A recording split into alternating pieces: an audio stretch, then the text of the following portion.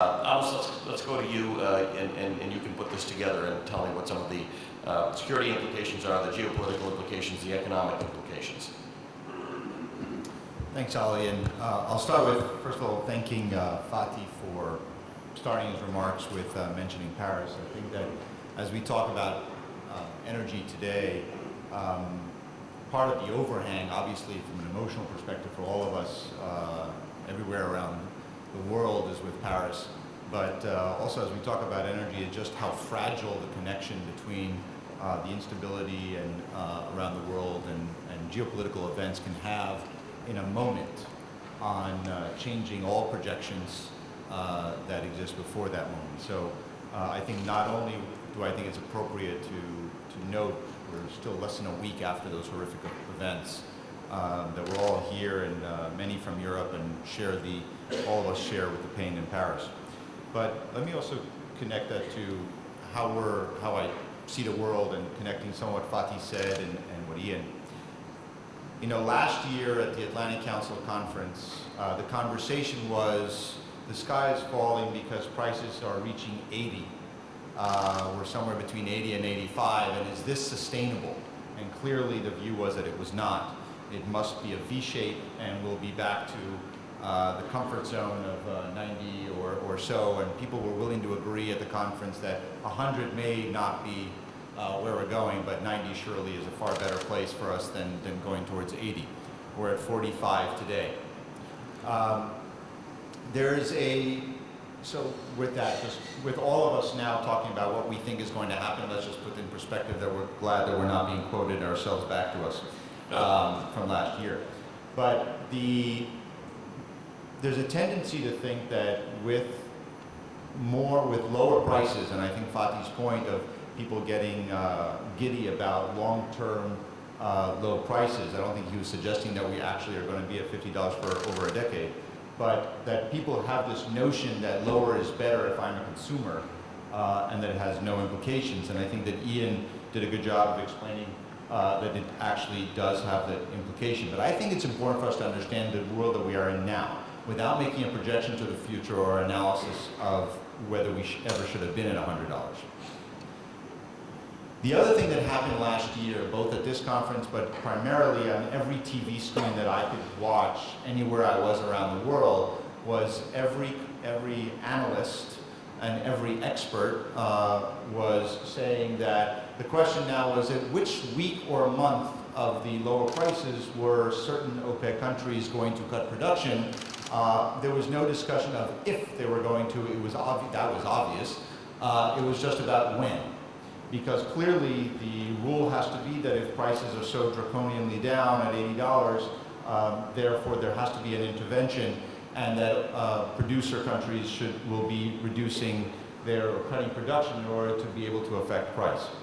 And obviously that too did not happen, and we have those same producers that people estimated would be, or projected that they would be cutting production, in fact increased production.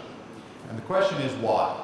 And I think it's an important question because it starts talking about the fundamentals of the market that I see and how it connects to the geopolitics of it. There are a few reasons that come to my mind. One is you have to learn from history. You can't keep making the same decision over again. It's that old insanity definition of keep doing the same action over and over again expecting a different result. Ian talked about 5 times in his career has he seen oil go down 50%. Well, but producers are aware of that too. And if you look at the reaction of cutting production, which was the reaction in the 1980s and in the 1990s, it did not have the desired effect of actually cutting or stopping the process of reduction of price, and definitely did not increase it. And I think that it's always important to learn from history. I think the second piece, though, which to me is more important, is where I think there's been a fundamental change in how we view the market. It has not changed the market entirely, but it's introduced new elements into it, and that is what happened in the United States. And with the shale development and the unconventional tight oil in the US, something different happened, and it's not about the technology. It's about the who and the where and the how. And that is that the United States in our private sector, there is no government intervention in deciding quotas or levels of production in any way. there's also not one NOC or 5 private companies. We have over 4,000 producers that are involved in the tight oil, all with different implications, different consideration, different bankers, and different costs of capital and costs of production. And what that changes is that the ability of how to look at the market is no longer government-dominated, and an injection of a market force that will determine much more based on supply, demand, and price the decision that companies will ultimately have, and therefore, again, on price. And I think that is I'm not in the, for those of you familiar with the New York Post, I'm not in the New York Post business of headlines where they, the NOPEC. Clearly, OPEC is still a very important organization in that it addresses what Ian talked about in spare capacity. And I'm going to get back to exactly the point that I started with, which is the risk. So even though we're at a time of low prices, which makes people happy, we have a new element of price and an element of production that is different today in the United States because of the different decisions by folks. And therefore, if you reduce production and price rises without any deals that are occurring in certain boardrooms in Vienna, if you have a price that therefore increases, the shale production can, or the tight oil production can therefore increase again more flexibly and relatively more quickly and easily to address the new reality. The second thing that's happened in the United States as a result of what Ian talked about was that it's not only Chevron. Other companies have gone through the same process. And therefore we've seen a far lower cost after looking at efficiency rates and cutting costs. And therefore, as the efficiency rates go up, the cost of production goes down. So the entire conversation that we had when prices were at 70 or 80 of what is that tipping point of cost of production in the United States, today that cost of production is different than it was a year ago. Which means again that if prices do start coming back up, either because of artificial intervention in the market or because of Ian's discussion of increasing in demand and a cutting back of capital expenditures on bringing on new volumes, again, the U.S. will be able to react slightly more quickly and more flexibly than other places.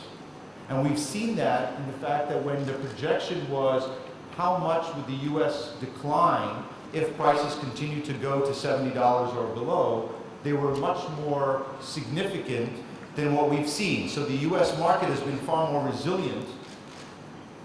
And even though we've seen the reductions in the last several months, and we may see some more, the resiliency compared to what the projection was is a direct result of this efficiency rates going up and the ability to control cost of capital. But we have, in addition to that, what I would describe Ian's point as a Darwinian process of projects. In other words, not all the projects that are high-cost oil or high-cost gas are going to be developed, even though we have all the announcements of discoveries and potentials over the last 5 years. There's going to have to be a much more serious look at which ones are the highest value from a dollar perspective for the companies, and those are going to be the projects that will be developed. Now, the risk factor for me is still that why we're in this tight market, as you referred to it, Ian, but where I sometimes still think we should lose sleep. And that is that risk is not only about price.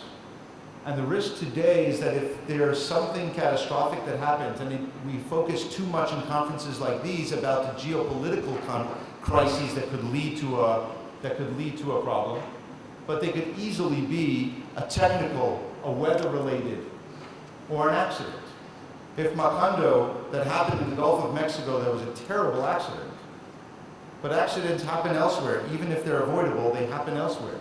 And what happens in this environment if that accident happens of similar consequence in some strategic areas around the world that control the transport of significant amounts of oil? That is why we have to live as though we still have risk, still need spare capacity, still need to work within the IEA context that that Fatih just came from, and that ministerial of making sure we are all in the same boat, that lower prices don't mean that we can walk away from commitments that we've had for 40 years to keep reserves, and in case we reach into crisis again. And again, it doesn't have to be a geopolitical one.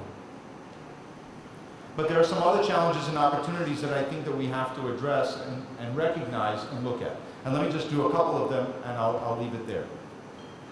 One is the fuel subsidies and renewables. This should be the time that we reduce fuel subsidies, if not eliminate them, specifically in producer countries. It makes perfect economic sense at this point in time when prices are low, and therefore the delta to the actual market price is smaller, to be able to take those steps. It's not only that you're doing it to save money, you're doing it because it makes sense. The only thing that we know that affects behavior is price.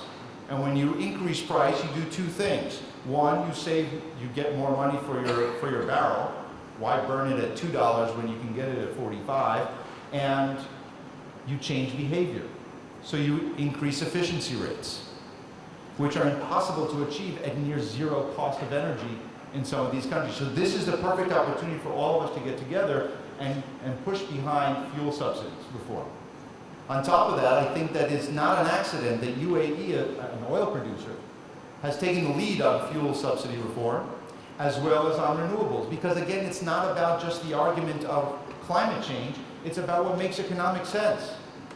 And if you're an oil producer and you're not burning your own oil, you're selling it for 45 rather than 2, and you're using renewable energy that is more cost effective while having the subsidies gone from the fossil fuels, it's not a climate argument, it's a business argument, it's an economic argument. And to me, I think this is the perfect time of opportunity to be able to achieve that.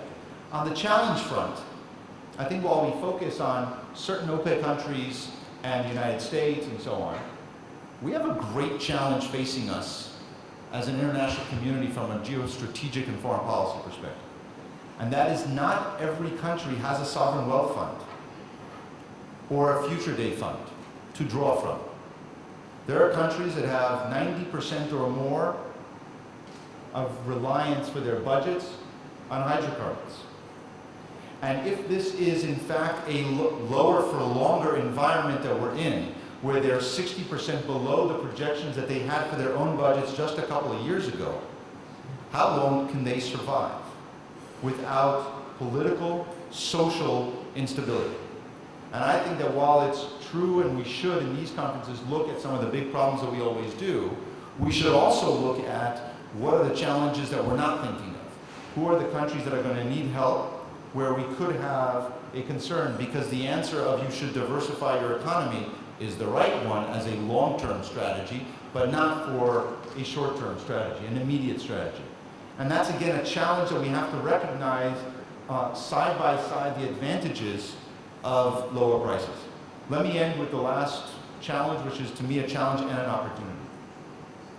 We are seeing too much around the world the use of energy as a weapon and as a tool. And I know that that's been much discussed here in the last couple of days and will be into the next several months on European energy security and the reliance on a single supplier. But it's not the only place. If you look to Central America and the Caribbean where they rely on one supplier, it's a supplier that is giving them dirty fuel oil at a cost of increased debt when they have the opportunity at low oil prices today to switch to a renewable future, not only because it's good for the climate, but again because these are islands that have 11 months of sun, wind, and geothermal and natural gas capability. Why rely on one supplier that exerts political influence, political pressure, takes away your freedom to make decisions, when you can be self-reliant on a product where the supply disruption is divine only? That's a far better future for these countries. So again, it's not just the Russia-Europe relationship, it's true around the world. And that's, to me, the opportunity in the challenge of single suppliers exerting influence, of weapon-like influence of oil and gas, but the opportunity is oil low prices are how you get out of it. Thank you. All right, thank you, gentlemen. I want to make sure there are enough opportunities for questions.